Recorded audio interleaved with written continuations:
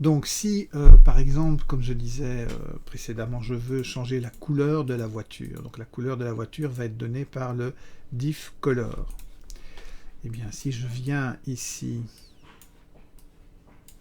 alors évidemment, il ne faut pas faire que sur le diff color, parce que sinon on va avoir des reflets un peu bizarres, mais si je prends un peu, je me donne un peu d'espace, et que je vais sur le diff color, il faut être très ordonné aussi pour ne pas s'en mêler les pinceaux. Donc sur le diff color, je peux mettre par exemple une correction couleur qui est un hue saturation value.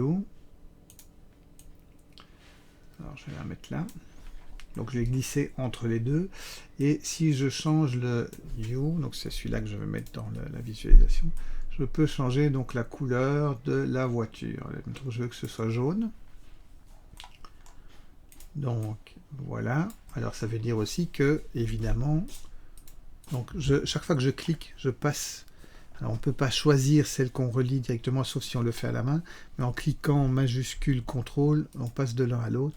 Donc ici, sur l'indirect, il faudrait que je mette la même correction, parce que sinon je vais avoir des reflets bleus sur une couleur jaune. Donc je vais faire un copier, non, je vais faire un majuscule D, pardon, sur ce node là, et je vais le mettre, voilà, ici, entre les deux.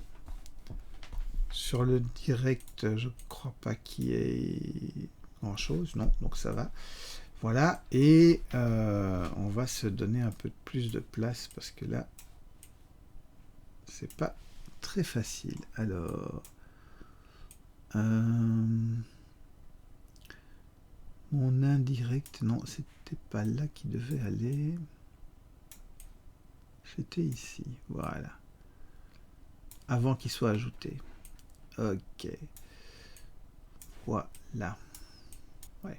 On peut un peu s'emmêler les pinceaux dans les fils comme ça qui sont reliés, mais une fois que on suit un petit peu le... Donc on va mettre ici les corrections couleurs, là on va mettre les additions et on va mettre ici les multiplications. Si on organise un petit peu les choses, tout de suite c'est plus facile. Et donc ici on a les additions finales. Et donc quand je regarde maintenant le résultat, j'ai une Lamborghini jaune plutôt que d'avoir une Lamborghini bleue.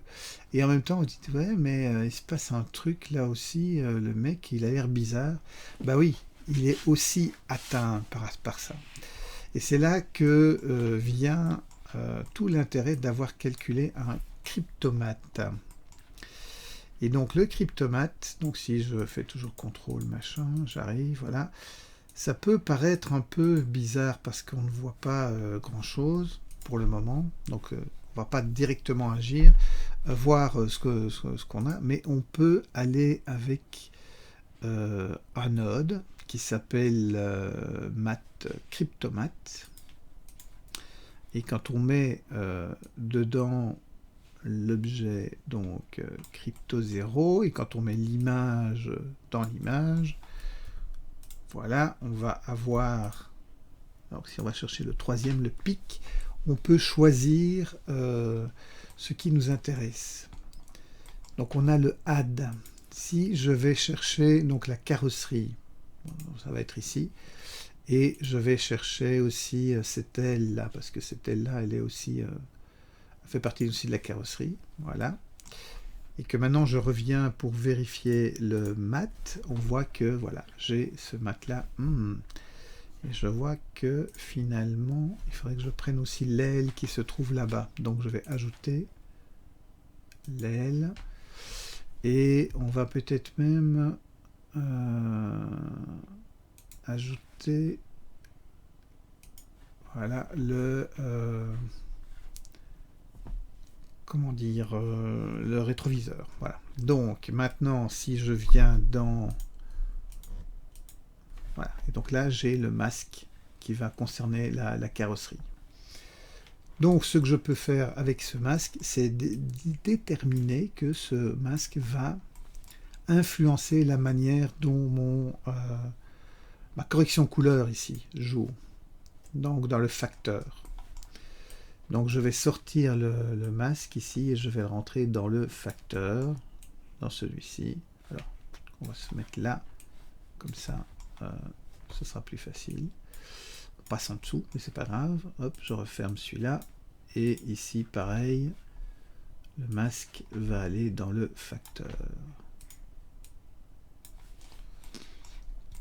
Et donc maintenant, quand je regarde le résultat, mon personnage n'est plus ennuyé, ni la plaque, ni les... Enfin, il n'y a plus que ce qui doit être influencé, qui est influencé. Ok, donc là, on a fait le changement de couleur de la voiture parce qu'on a séparé les couches et donc on a pu faire cette opération. Mais on a d'autres opérations à faire. Donc, notamment mettre cette voiture sur le décor. Donc, pour ça, on va aller ajouter un node qui est un color alpha over. Donc, le principe, c'est que ce qui est en dessous ici arrive au-dessus de l'image. C'est la couche supérieure. Donc, ça veut dire que mon image de fond doit arriver au-dessus. Et ce qui vient s'ajouter se connecte en dessous. Et donc ici, CTRL majuscule, je clique sur le node. Voilà, on a la voiture qui est sur le sol. Mais manque son ombre. Son ombre, elle peut nous être donnée par l'ambient occlusion. Donc on l'a ici, l'ambient occlusion. Et elle va nous faire une ombre assez sympa d'ailleurs, qui ne sera pas générée par la lumière, mais par le contact au sol, ce qui dans ce cas-ci représente un peu la même chose. C'est pour ça qu'on n'a pas vraiment fait de passe ombre non plus, parce qu'on n'en avait pas spécialement besoin. Cela dit, c'est assez bizarre, on aurait dû récupérer le shadow quand même par le shadow catcher, enfin bon, soit. Donc on va utiliser l'occlusion pour générer cette ombre. Donc je fais un color mix que je vais mettre en multiplication. Pourquoi? Parce que en fait, quand on multiplie des pixels, si je multiplie par 0, j'ai 0. Le noir vaut 0. Donc tout ce qui est foncé dans cette image, donc cette image-ci, tout ce qui est le plus foncé, donc le plus noir, va être gardé, et tout ce qui est blanc va disparaître. Enfin, va être effacé. C'est ça le principe de la multiplication.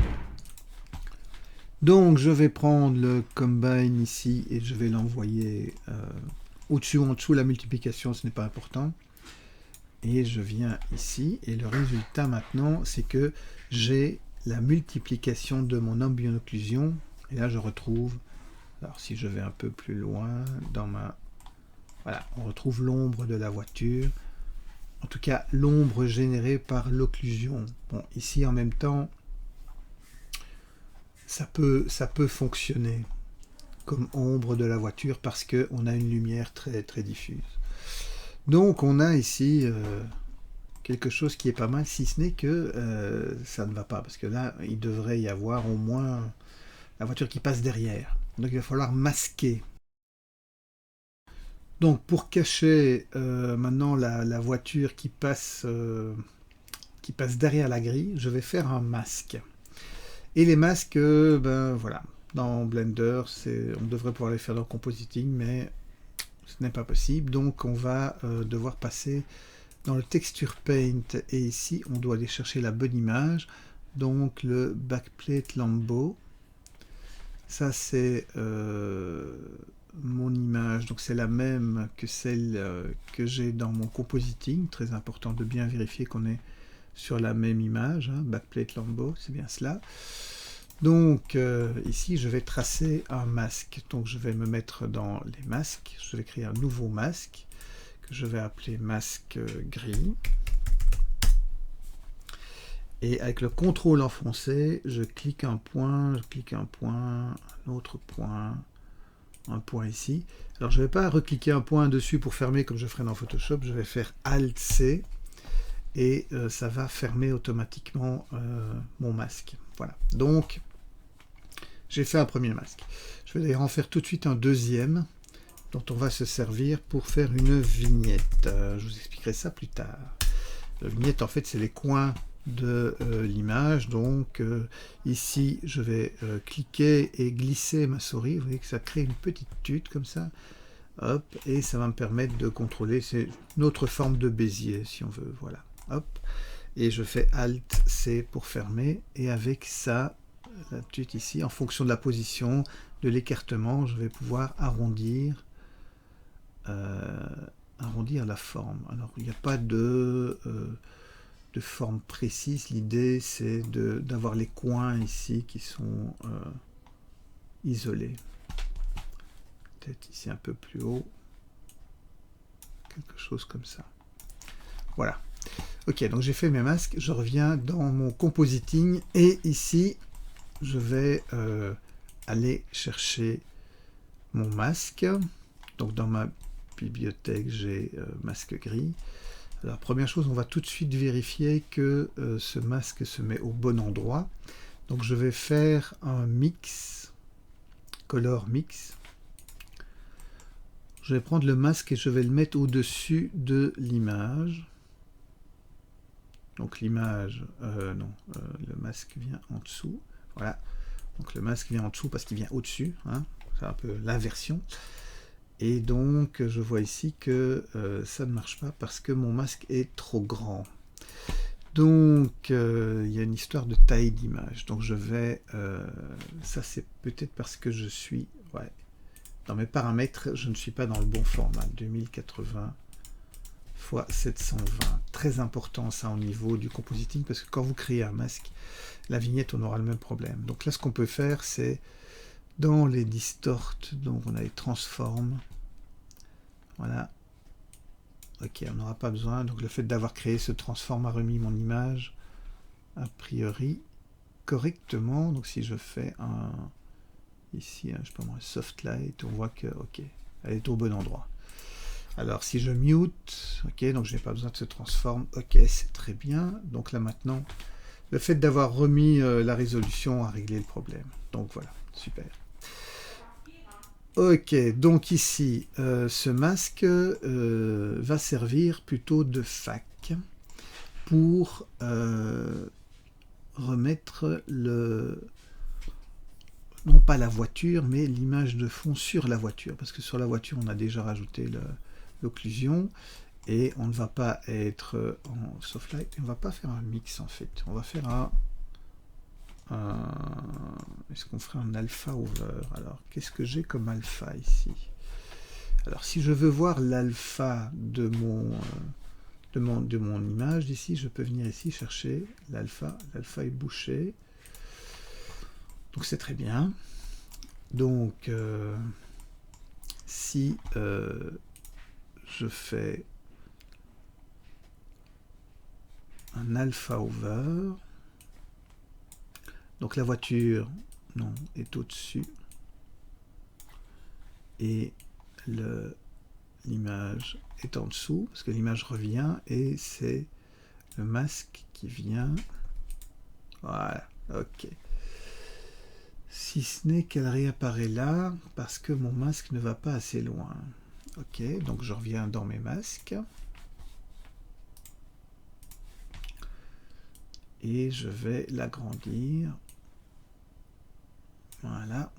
Comme ça, je suis sûr que le masque va prendre toute la place.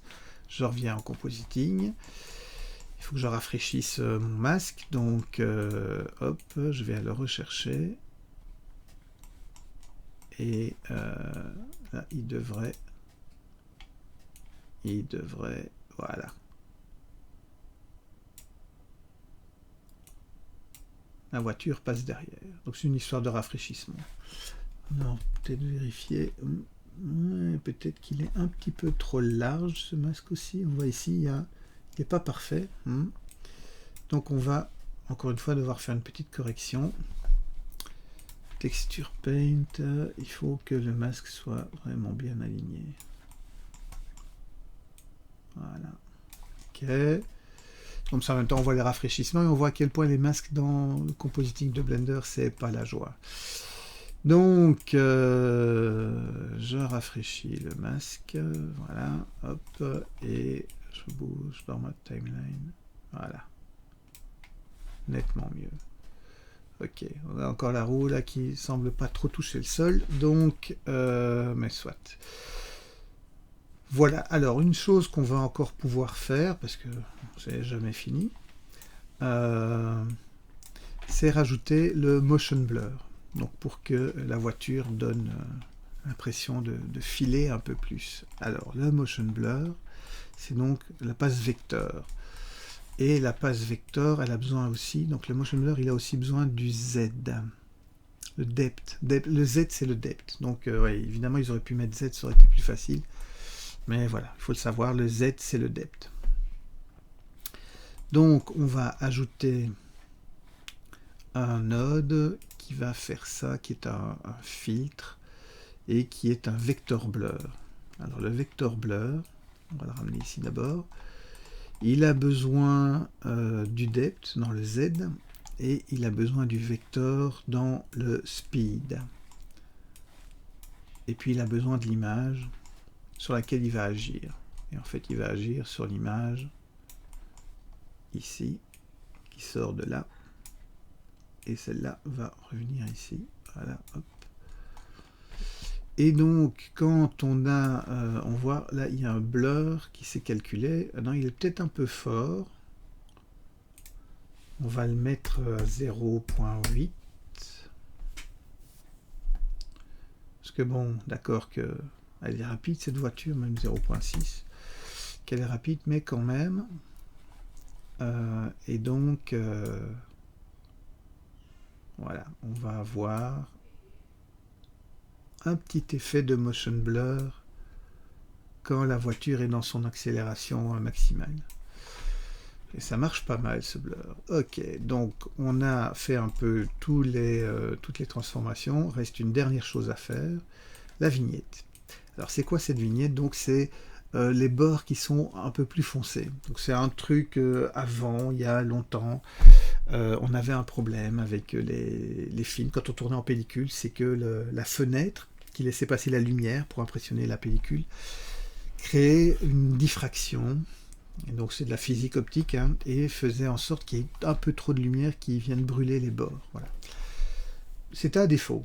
Et on s'y est tellement habitué que maintenant on aime bien voir ça. En plus ça ferme un peu l'image et ça donne un truc qu'on retrouve très souvent dans toutes les dans tous les films qui sortent, etc. Donc même si on n'a plus ce problème-là aujourd'hui, on le recrée. Enfin, on recrée le résultat. Donc pour ça, j'ai un masque qu'on a créé tout à l'heure. Hein, c'est le masque vignette. La seule chose, c'est qu'il faut l'inverser. Donc on va aller dans Color Invert, parce qu'il ne va pas dans le bon sens. Ensuite, il faut le blurrer, parce qu'il faut qu'il soit flouté. Donc je vais ajouter un filtre blur. Voilà. Et enfin, il va agir sur un node de correction couleur qui va être un Hue Saturation Value, et en fait on va descendre la valeur. Donc quand je prends le résultat qui est ici, si je le mets dans Image, et que je regarde ce résultat-là, là je descends la valeur, je fonce en fait mon image, je peux descendre même un petit peu la saturation, quelque chose comme ça.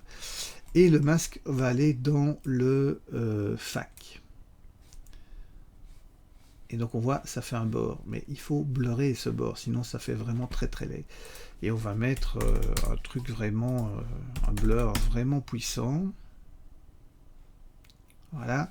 Et on va très certainement diminuer, enfin augmenter la valeur ici.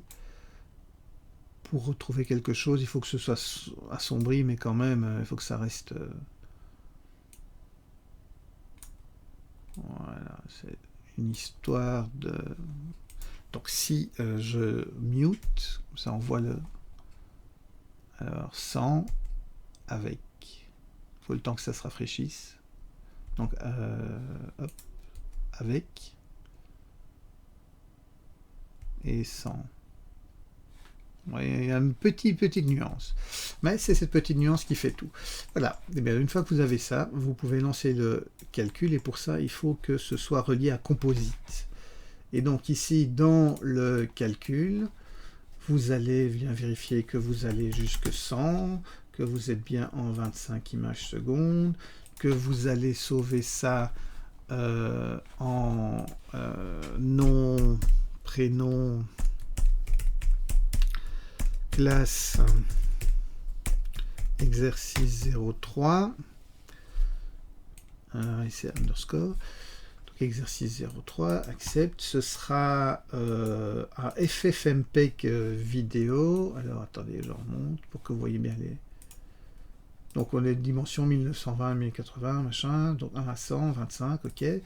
Donc dans le output, vous allez, dans votre dossier, vous allez mettre le nom que vous devez mettre à chaque exercice. Ce sera un FFmpeg vidéo et vous allez choisir, très important, le QuickTime. Si vous mettez Matroska, ça marche aussi, mais c'est juste un peu moins bien. Moi je préfère que vous mettiez QuickTime par défaut en H264. Et une fois que vous avez fait ça, comme on a activé les use nodes, c'est ça qui va être calculé, ce sont les nodes. Et donc on fait un render animation. Et il calcule assez vite parce que c'est du compositing. Et donc voilà, il va calculer assez vite le résultat. Et vous allez pouvoir me rendre ça avec la scène qui comporte la scène 3D et la scène compo. Et vous avez fini.